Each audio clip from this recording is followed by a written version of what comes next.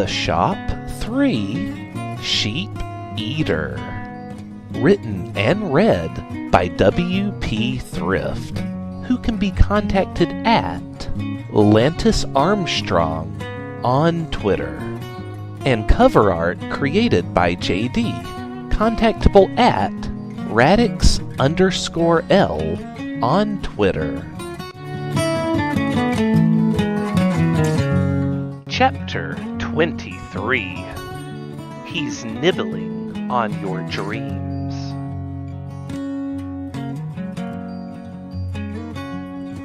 Lantis's first path was to the elevator.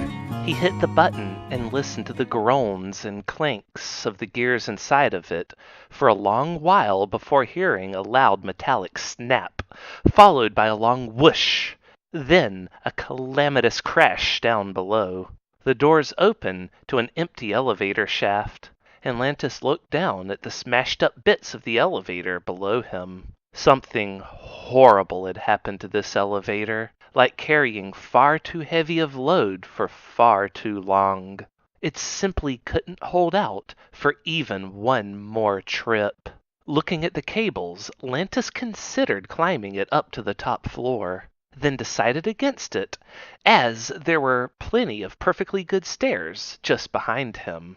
100 flights of stairs barely even fazed him after all of his horrendous endurance training with the marches. It actually became somewhat of a peaceful sightseeing tour through floor after floor of unfinished, floors. He grew fascinated at the skeleton of beams on each floor, and how each one was mostly the same as the one before it, but still slightly different in tiny ways. He liked to play spot the difference with each floor.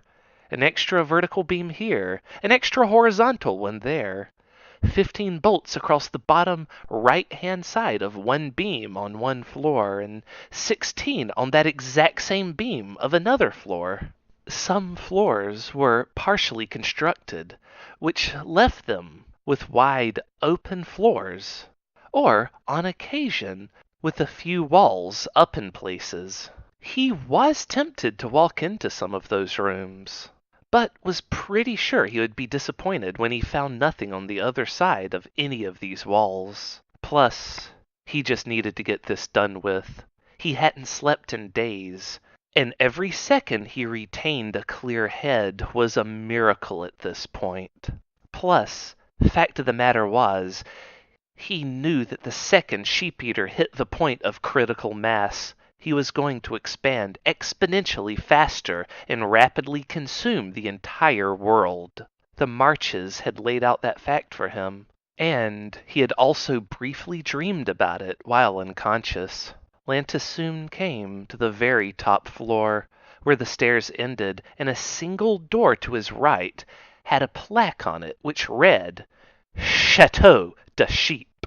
Reaching out to turn the knob and enter the Chateau de Sheep door, Lantis froze. He pulled his hand back away from the door, and turned and went to sit on the very top step, where he would reach into his breast pocket and pull out a pack of smokes. He took one out and lit it up. This was as close as he had to meditation. He needed to do something to clear his mind, just a brief moment of peace before the end. He had this moment of peace, this moment of zen, to reflect upon everything which had led him up to this moment. Bowman and him opening the shop again. The Marches hiring him there to be their trainee. The McCoys' real Georgia Peaches farm, where he lived a better life than at any other time in his existence. Cassidy keeping him alive while his training threatened to kill him after only making a very short ways into his very first warm-up. But none of that really stuck out to him right now. This was the first time in a very long time he wasn't having to rush somewhere or do something or be distracted by the presence of another, be it a wanted or unwanted distraction. This was the first real time in a very long time, in months, that he had just stopped doing anything and merely sat down to be alone with his own thoughts. And the only thing of any real importance that bubbled up to the surface of his mind was Ray. Dashie, as he preferred to call her. That embarrassing high school nickname that she tried to shake now in her young adulthood. He had come so close to telling her just how much she meant to him, just how much he liked her, on the very last day he was on the farm. He had wanted to, but there were so many mission-critical details that the marches had to hurl at him. And then when he saw her again, Cassidy was standing right there. How could he say anything to Ray in front of Cassidy? He didn't want to destroy her. He really did love Cassidy to death, and he couldn't wait to see her and Haley again. But he just didn't love her the same way that he loved Ray. The saddest part was, when this was over, when he stole Austin's ship and began to head back to land. He couldn't say for certain if he would head straight over to Ray's, like he promised her he would do. He came up with the perfect excuse to see her again on the fly, of which he was quite proud of himself for doing. But now that he thought about it, it scared him far worse than even the thought of facing Sheep-Eater, as he was moments away from doing. He recalled the horror in Cassidy's eyes the second he had begun to respond to her after she had laid out everything on the table for him like that. He had to turn her down. He had to, in order to be true to himself, as well as to her. Lantis knew fear quite well. He had seen it in the eyes of others over and over again throughout his life. He knew what mortal fear looked like. That feeling of everything slipping away, the loss of any and all control over oneself and one's own destiny, personal agency shattering entirely as the grim reality of certain death sparks in one's mind. He knew that feeling personally, and he had seen it in so many others. Yet the fear in Cassidy's eyes was 1,000 times more intense than that. There was no doubt in his mind she would rather be facing imminent peril than hear what he had to say at that moment. And that was it. Lantis didn't know how Ray felt about him. He had a good idea, but then he's pretty sure Cassidy had a good idea, too, before she took the chance. So what if Lantis did the same and suddenly found himself in Cassidy's boots? Inhaling the last of his cigarette, it burned straight down to the filter. Exhaling a stream of smoke, he eyeballed the ember, trying to figure out if it would be worth attempting to inhale any more of it than he had just done. But there was simply nothing left. He flicked the butt down the stairs. So much for his moment of peace. He was more rattled now than he was before. His future had never felt more terrifying and uncertain to him than it did right now, and that fear had nothing to do with the planet-threatening monster lying in wait for him. Lantis returned to the door again while considering going back to have another cigarette. Just one more, perhaps. But he decided, nah, to hell with it. Let's do this. He opened the door quietly, using a technique where he pressed his arm against it to let his body absorb the noise from any squeaks it might emit while slowly opening. Glancing around inside of the large room, the room which nearly took up the entire top floor of Sheep-Eater Tower, he spotted Sheep-Eater immediately over by the huge glass window which spanned one entire wall of the office. The huge blob man was looking out with his gaze cast over the entire island. The stink of rotten eggs and skunk ass immediately hammered Lantis's nostrils, and he felt a lump in his throat as he nearly fell to one knee. This room reeked. The odor was so horrific, he was surprised it wasn't peeling the paint right off the wall. But he pushed that horrifying fact out of his mind and stilled himself. He had to stay focused. The window Sheep-Eater looked out faced the opposite direction from where the fight with the giant robot had occurred earlier. So, maybe he hadn't seen it. But then, with all the quaking and explosions, There was really no way Sheep-Eater didn't know something was going on. Regardless, Sheep-Eater hadn't heard Lantis enter the room. He silently closed the door behind him and stepped quickly across the floor. He didn't make a sound, and he moved so fluidly that he appeared almost invisible to any would-be onlookers, blurring into the scenery. "Ideally," Mr. March had told him, "you'll be able to sneak up on that monster from behind, assassinate him, and then be out of there lickety-split." That was starting to look possible. Could that really be all that was necessary? Suddenly, Lantis found himself behind the gargantuan monster, which was more like a gigantic polo shirt stretched around a 7-foot-tall beach ball than any sort of humanoid. But he did have 2 rounded dinosaur feet sticking out from the very bottom of the shirt, the cankles just barely visible where the shirt ended, 2 inches above the floor. His hands stuck out in the air to the right and left side of his creaturous body, attached to seemingly very short arms. Weeds grew wildly out the top of the shirt, but tufts of black hair also grew up from there. Lantis turned and climbed onto Sheep-Eater's desk. He could see the monster's face in the reflection of the window from here. It was almost entirely one humongous, grotesque mouth attached to a solid mass of flesh beneath it.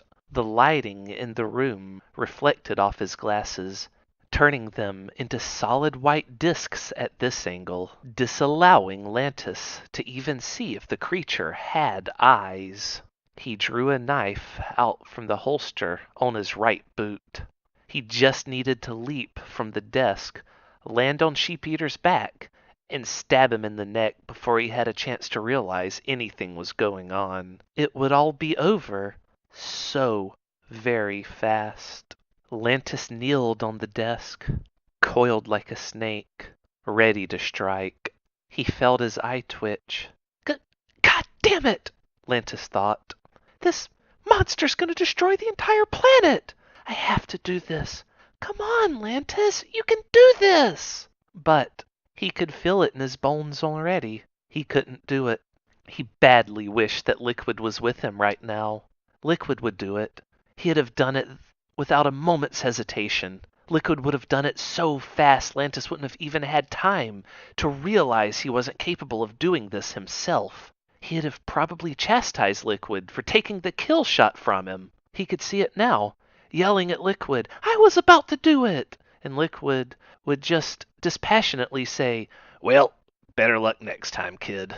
Yet, Liquid wasn't here. Lantis had no idea where he was, or if he was even still alive. He had a sinking feeling in his heart that he might not be. Why else would he never have come to the tower? Lantis stepped down off the desk, keeping the knife in his hand, and stepping around beside Sheep-Eater, keeping his distance.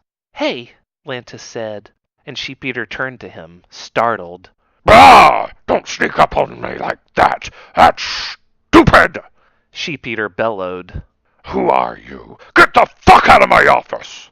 I came here to kill you," Lantis told him. And I will do it, but I've wanted to talk to you first." "Talk to me? That's stupid! If you want to tango with Mr. Sheepo, then let's go!" Sheep-Eater said, curling his enormous fingers into something that could crudely be called fists and shaking them in the air in a manner that looked, well, let's be polite and say threatening? Lantis sighed. "Look, we really don't have to fight. I wanted to ask you to come down from this tower. Stop trying to destroy the world and just take a walk with me.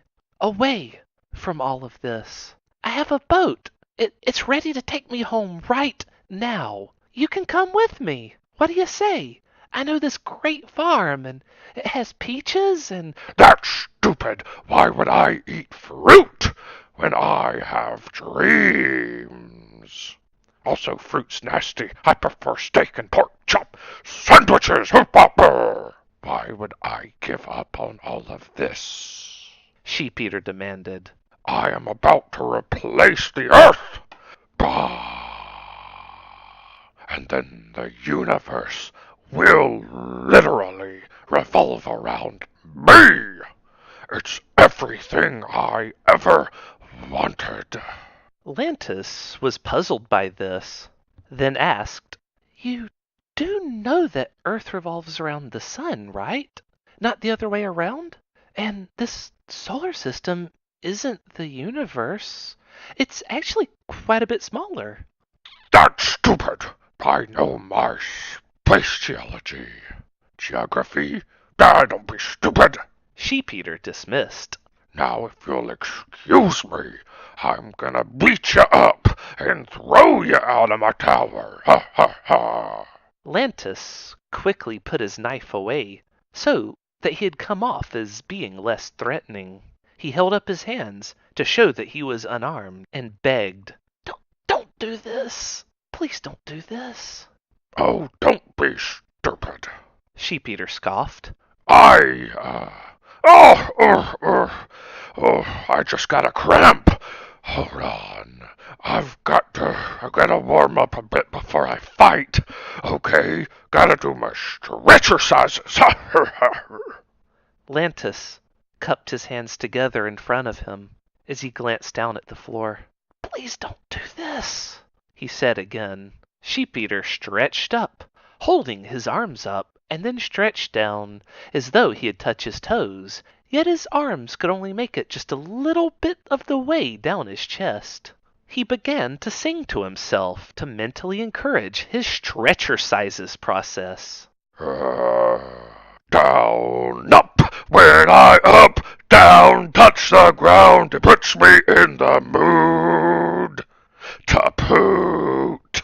When I up, down, touch the ground, spanking poundage-wise, with a healthy, happy flatulence, I'm a healthy, happy sheep-eater. Oh, when I get my hands on you, I'll see if you're a bleeder.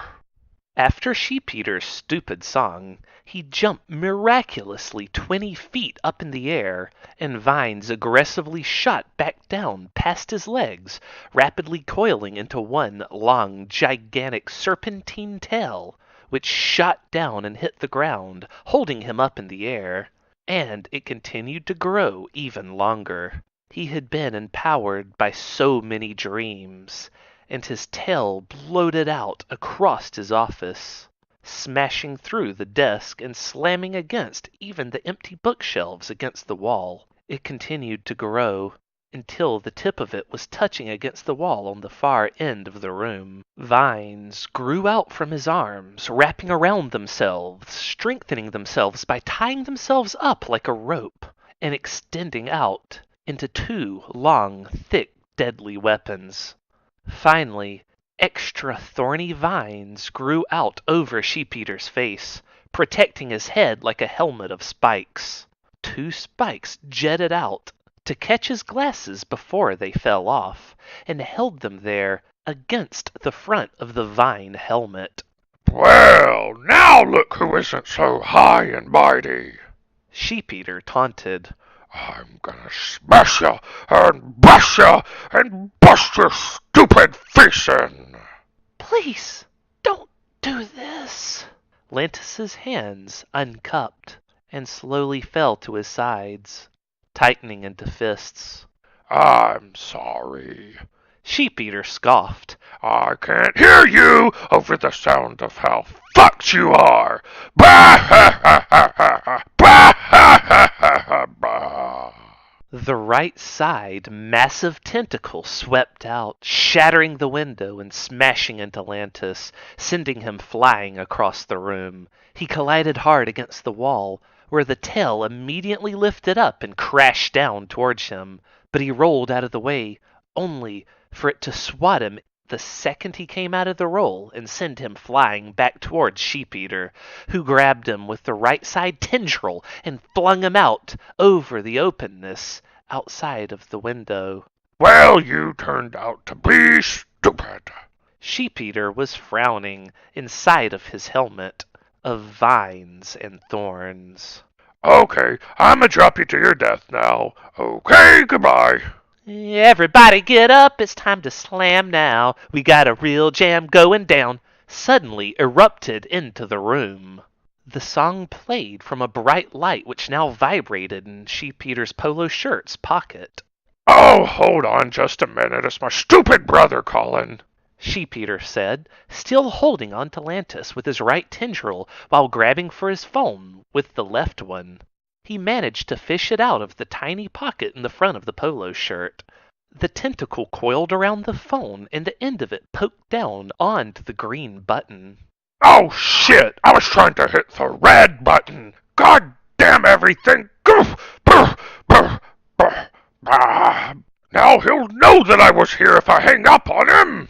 Begrudgingly, Sheep-Eater brought the phone to his ear. Hello, Michael? Yeah, I can hear you fine. What's that? Your hamster's sick. Well, I don't care. I told you the other day that I'm very busy. Yes, I'm trying to destroy the world. Yes, it's making the neighbors sick. No, it's not making your hamster sick. Uh-huh. Right. Okay. Oh my God, don't start talking about Mom again. Listen, Michael? Hello? Michael, listen. Okay, Michael, listen. I gotta go. No, I gotta go. God damn it, don't be stupid, I said I gotta go! Yes, I'm in the middle of something very important right now. Yes, it's more important than your stupid hamster. Do tell Mr. Fluffy Bottom that I said to get well soon. Okay, bye. I said bye! Sheep-Eater's left tendril pressed down on the red button successfully this time, then placed the phone back away into his pocket. Now where were we? You were about to drop me to my death, Lantis suggested. Oh yeah! Goodbye to you two then. Sheep-Eater's tendril unwrapped from around Lantis, and so of course he could just grab hold of it before he dropped. Annoyed, Sheep-Eater promptly began bashing the tendril against the side of the building until he was able to shake Lantis off of it. Lantis fell free for several stories before he grabbed hold of the fine contours of the windows and began to quickly scale the building back up to Sheep-Eater's floor. Oh, goddammit, you stupid pest! Sheep-Eater barked. Then he began bashing both tendrils against the sides of the building, trying to create enough of a quake to shake Lantis off of the building and letting him continue to plunge to his death. A slew of windows on the floors below the top floor began to shatter, either through the vibrations or the tendrils directly slamming into them. The very first shattered window Lantis came to, he placed 1 foot firmly on it, then leapt a good 40 feet straight into the air, grabbing hold of the ledge of the top floor, and then throwing himself back inside to safety a heartbeat later. Rolling to a stop, Lantis pivoted, kept himself low to the floor, and drew his gun in his right hand and his knife in his left, propping up his gun hand with the knife one. Only after Sheep-Eater reared up to attack him again did he begin firing, square at Sheep-Eater's face. The bullets all pinged off, ricocheting off into the building. Lantis leapt back to avoid the first tendril strike, then fired at Sheep-Eater's shirt, but only to the same effect. Only then did he notice the endless tentacles and vines slithering around underneath his shirt. Sheep-Eater's entire body was armored with those things. Both limb tendrils began slamming down at Lantis, and he attempted to stab one as it hit the floor beside him, but the tip of his knife broke off. His weapons were completely useless against this thing, he realized, and holstered them both, but didn't know what else to do after that. Suddenly, an idea came to him. During one of Sheep-Eater's sweeping strikes, Lantis jumped up onto the tentacle and ran straight up to Sheep-Eater's body. He pulled a flare out from his belt while doing so. He twisted it, and it began to spit fire up into the air. He pulled open Sheep-Eater's shirt and slammed the fiery end down between two vines. "Oh, what are you doing?" Sheep-Eater demanded. "You're making me all hot and bothered under the collar. Ha! Just kidding." Then Sheep-Eater managed to successfully grab both of Lantis's legs with his tendrils and slammed him back down into the ground. Meanwhile, another tentacle emerged out from under his shirt to reach over, grab the flare, and pull it back out before tossing it out the window. The worst bit came next, when Sheep-Eater, holding each of Lantis's legs with one tendril, declared, "Make a wish." and then he yanked the legs apart as hard as he could. Ah! Lantis cried out as he grasped at his groin. He flailed and jerked right and left as Sheep-Eater lifted him up and slammed him down again and again, and then bashed him against the wall in the back of the office before grabbing him with his tail around Lantis's neck and began to pull from there as well. The pain was blinding, and Lantis slowly felt himself losing consciousness. And in that moment, he had a vision of himself surrounded by sheep-eaters. There were so many of them, all in his original form, like he was in when Lantis first came into the office. All of them pointing and laughing at him, calling him by his real name as they started to circle around him. The sheep-eaters all lifted up onto one toe like ballerinas, and they twirled around, farting on him with every turn of their gargantuan ass. Every time it pointed at him as they twirled like ballerinas, a little boop, boop, boop would emit from the anus straight into his face. Lantis began to cough as he choked on the gas, and the sheep-eaters laughed even louder at his plight. The smell! It was worse than anything he had ever encountered before. The smell when he first entered the office was bad, absolutely rancid, like rotting skunk carcass out in the desert sun. But he was a trained professional, built to ignore such negative stimuli. But this was the world of dreams, and there was no limit to the torment he could experience here. No limit to the volume of stink one could inhale. If the asses of two skunks were jammed into his nose, spraying their skunk juice directly into each nostril, it wouldn't have even come close to the odors produced by these dream sheep-eaters. His eyes watered over, then turned red, then burst out of his skull. Lantis awoke screaming in the real world, and in horror he realized he was actually blind, gripped by these three tendrils, one of them suffocating him. He knew that he couldn't have blacked out for more than a moment, a split second, but that dream, it had felt so real, and it felt like it lasted for such a long time. Lantis bit down on the tendril wrapping itself around his neck as hard as he could, and Sheep-Eater cried out in pain. As it released him, Lantis drew out his two remaining good knives and went for the two tendrils at his feet, stabbing them both as hard as he could. The tips of the blades broke off and the knives fractured, but he stabbed again and again, and a deep sucking sound could be heard as they tore straight through the flesh of the tendrils, causing Sheep-Eater to scream out again and release his feet. That's when Lantis realized, bizarrely, that he could still see, but he still felt blind. He felt like he was completely blind, and he didn't understand why. The thought dawned on him, slowly, horrifyingly, that it wasn't his eyes that had been switched off.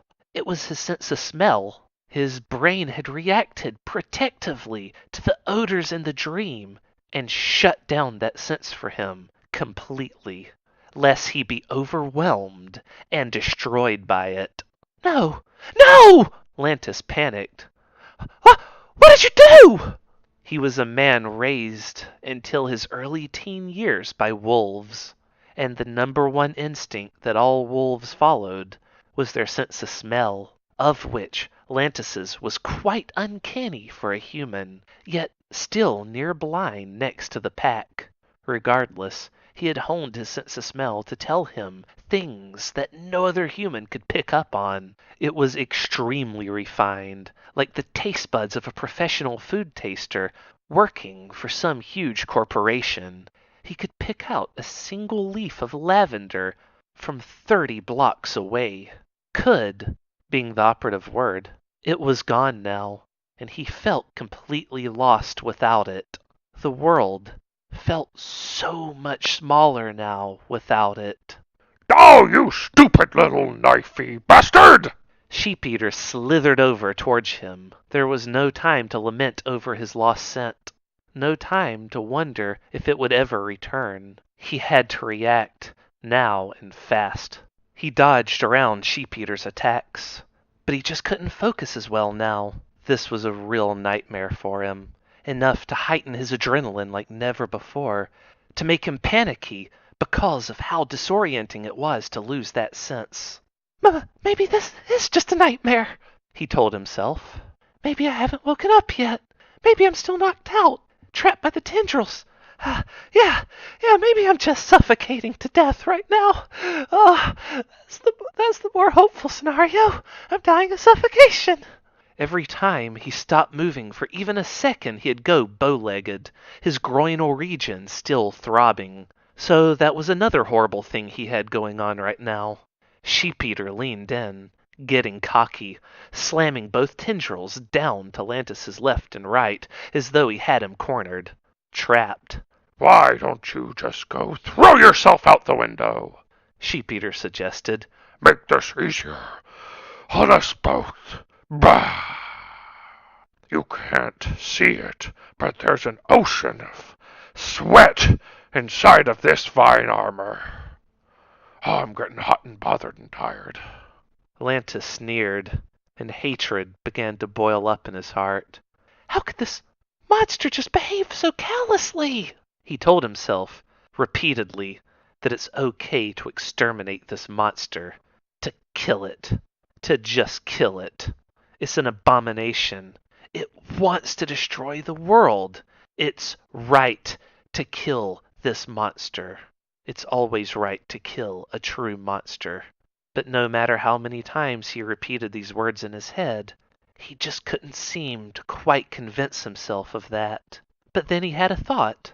Ray, the smell of strawberries and beer flushed back into his mind. Something that he would never smell again. Not from her, not from anything. Because of this fuck right here. You're thinking about something stupid, aren't you? Sheep-eater asked, leaning in and watching Lantis tremble. Lantis looked up, his eyes wide, his pupils pinpoints. He pulled his arm back while Sheep-eater larked and continued to confidently lean in closer. Sheep-eater knew that if bullets couldn't pierce his vines, there was no way a simple, single punch could kapow! The mask of vines went concave, and his glasses shattered and went flying, along with Sheep-eater's entire body. He felt his back smash hard against the wall of his office. The pressure made him release numerous little farts as he slunk down and hit the ground. Sheep-eater's head was spinning now, dazed, disoriented. He looked up, his vision blurry without his glasses, and he saw Lantis marching over towards him. Slinging one tendril down, Lantis rushed forward to avoid its impact, and then slammed an uppercut into Sheep-eater's side, hurling his body off the ground and nearly into the ceiling. But as he began to fall back down, Lantis had already leapt into the air, carried by a strength that he didn't even know that he had a moment earlier.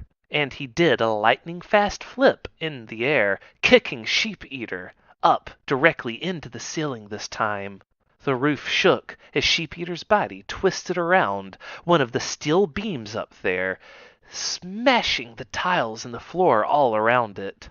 The beam was the only thing that kept Sheep-eater from flying clean out of the room. And then, after what was quite an extended impact carried by a heavy force, Sheep-eater dropped back down into the room, his body slamming hard onto the floor, shaking it. Lantis stood nearby, an ominous look in his eyes. If I can't stop him for anything else, I can do it for her. Lantis's brave words were yet another attempt to goad himself into a rage that wouldn't come, no matter how angry he tried to make himself. Had this monster diminished his ability to sense her? Sure. Was he threatening her life, though, along with everyone else? Yes, that too. But a constant, nagging what if kept fluttering around in his head. What if Sheepeter could be made to change his mind? Oh, come on now, don't be stupid!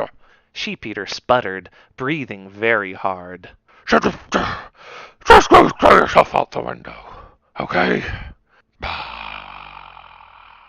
No, you come on, Lantis retorted. Go ahead and give up! Just come back with me to the boat, please?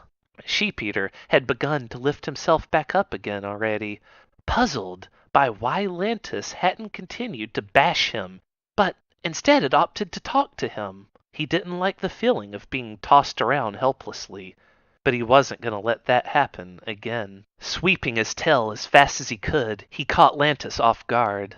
Lantis hadn't even realized how fast Sheepeter could move when properly motivated, and he found himself being smashed into and slung once more across the room, towards the open window.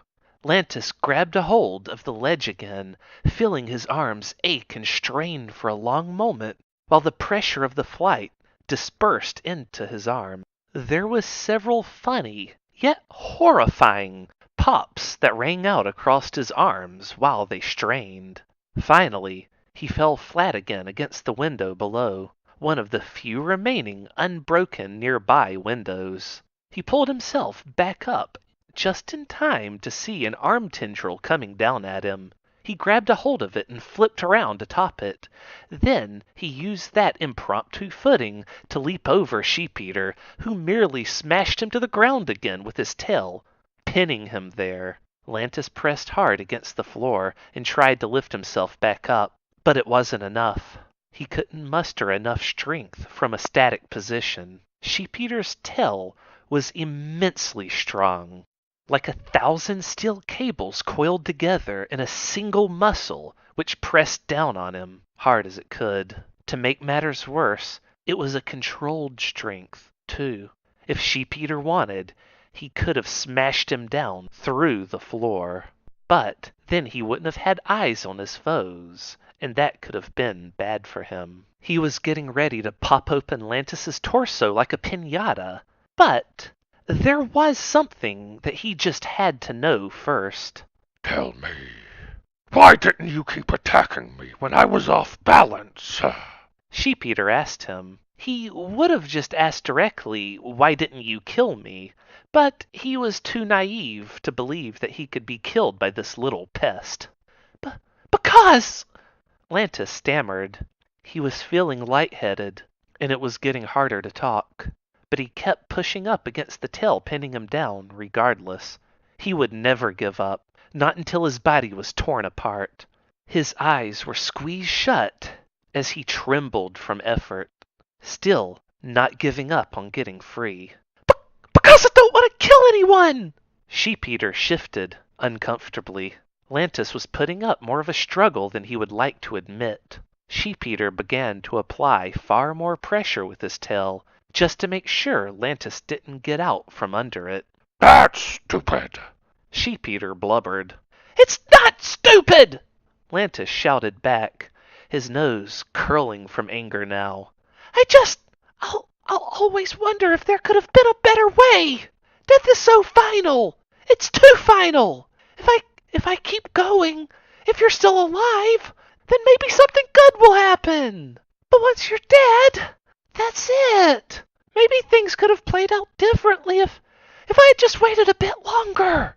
I'd never stop thinking that if I just go for a kill shot. Sheepeter leaned in to see him better, lifting up a tendril to push his glasses back up, then realized that they were gone, and remembered that this asshole had punched them off of his face and broken them. He frowned. Suddenly, Sheep-Eater wasn't just feeling like murdering this guy. He was feeling very vindictive, too. He wanted to really make this guy squirm before he finished him. Tell me, what's your name? I haven't asked yet, which is... That's stupid. I'm Solid Biscuit! Lantis ended up shouting due to pain and strain. Oh, that's stupid. Sheep-Eater dismissed. I know that you're Lantis anyway. I can see into your dreams. And you know what else I can see? Everybody else's dreams. Including the dreams of a certain night guardsman that you and your friend tied up. Do you know what he dreamed about? What guard? Lantis asked, really not remembering. Don't be stupid! Sheep-Eater spat. When you were stealing the yacht, you choked out and tied up 2 guards. And one of them had a very interesting dream that I think you should know about. He dreamed of the horror on the faces of the other guards' wife and kids when they found out he was dead. What? Lantis looked up very suddenly, eyes wide open. Liquid said we wasn't going to kill them! Why would he do that? He didn't, Sheep-Eater said. You did. No, I didn't! Fuck you! Sheep-Eater grinned. This was going exactly as he had expected. Oh, but you did. The guard that you tied up with nylon rope was allergic to nylon. Sheep-Eater revealed. He swelled up, broke out with hives, then his throat collapsed. All before you and little Liquid went sailing over the horizon without a care in the world. So yeah, good luck with your whole moral compass thing.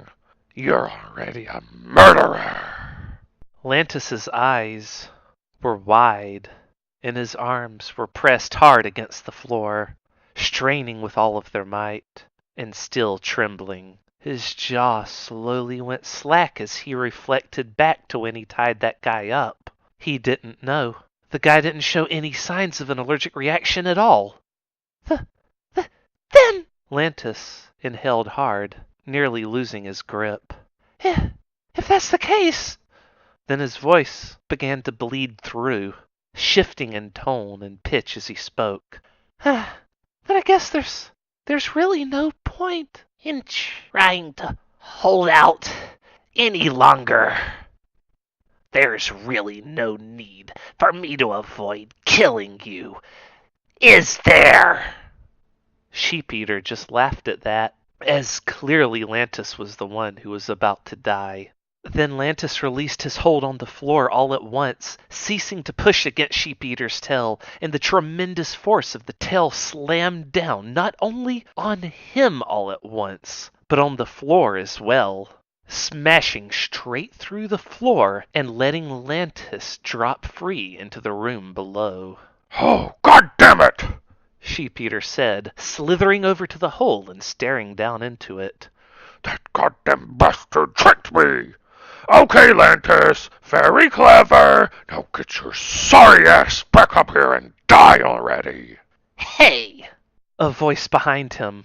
Sheep-Eater turned sharply to see Lantis there, but he seemed to disappear before his eyes as he went to smash his tendril down onto him. Behind you! He turned back sharply and went to smash him there, but Lantis was off the floor, like a bullet fired right at Sheep-Eater's face. Whammo! Sheep-Eater went flying straight out the open window. He sailed freely through the sky, watching his tower rapidly sail away from him. He reached out for it, then looked up and realized Lantis was standing on his belly. I just wanted to try something a little fun. Have you ever played hockey? No, I don't guess you ever have. That's stupid! Sheep-Eater protested. Well, I haven't either. So let's see if a first-timer can hit the puck into the goal. Then Lantis dropped down to the other side of him and hammered him on top of his head, sending him so abruptly flying back in the other direction, his entire body shook like a giant bowl of jello. Lantis was back to standing on top of him again. This time, he had an arm stretched out like he was surfing, enjoying the ride through the air. And then there was Sheep-Eater Tower again, getting closer, closer. Foom. They sailed clear back inside of the tower, and Lantis hopped off and landed casually on the ground as Sheep-Eater smashed into the wall in the back of the room. Sheep-Eater rolled over a couple of times, dazed, and tried to push himself back up to face this guy who was now behaving far more like a monster than a man. Lantis stood there in the center of the office, reaching into one of his leg pockets and pulling out a red apple from it. No! Don't make me eat something healthy!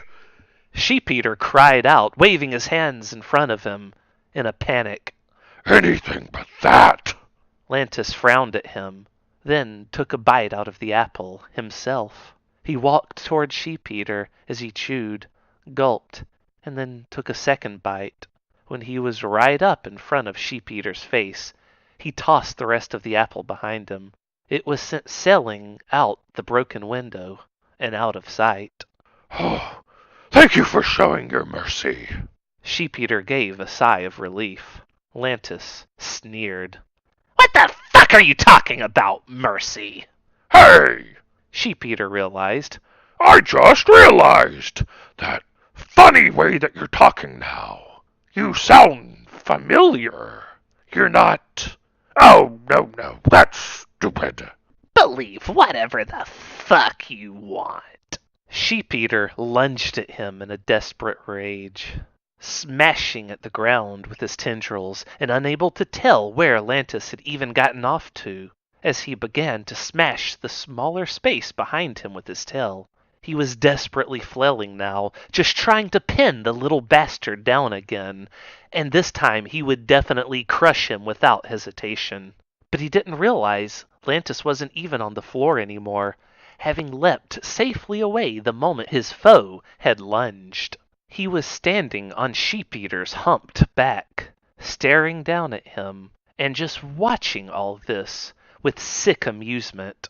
Then he decided to make his presence known by powerfully kicking the back of Sheep-Eater's vine helmet, kicking it clear off his head and sending it sailing out the window as well. Sheep-Eater's muggy, sweaty tufts of black hair were clearly visible to him now as he drew another gun and aimed it square at the back of his head.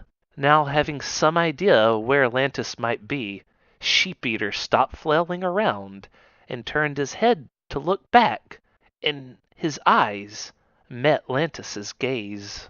Lantis flinched at the grotesque sight, seeing his eyes without glasses for the first time. They were tiny, beady little things that set like pinpricks on his giant, lumpy head, full of so many giant teeth. So, how about we go on that boat ride you mentioned earlier? We could just, maybe sell away? Sheep-Eater asked, staring down the barrel of the gun. Fuck you! Lantis replied. Bam! Just one shot, and it pierced clean through between Sheep-Eater's eyes, with him no longer having armor to protect his squishy flesh. A look of horror flashed on his face, and then it fell into a resting grimace as his eyes rolled back. The serpentine tail, holding his body up, went limp, and Sheep-Eater smashed down to the floor with a heavy thud. Lantis hopped off his prey as all the vines rapidly began to fade from green to brown.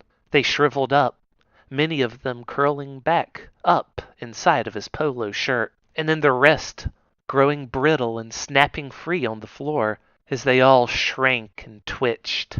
Lastly, the giant beach ball body gave a sad poot before it began to deflate, collapsing down almost flat against the floor, save a few shriveled vines still pressed up against it in clumps. Lantis had missed seeing most of that as he had turned away and began to slowly walk across the office, holstering his gun and taking out a pack of cigarettes to light one up. He walked to the giant, shattered window and stared out of it across the massive island, inhaling deeply from the cig, its ember flaring up as he watched, somewhat surprised, as the sun finally began to set.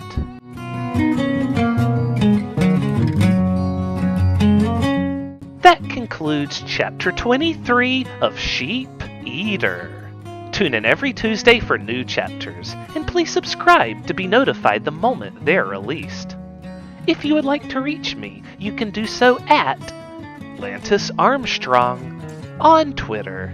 That's LANTISARMSTRONG. Thank you for tuning in, and we hope you'll join us again for next week's chapter. He knew the whole world.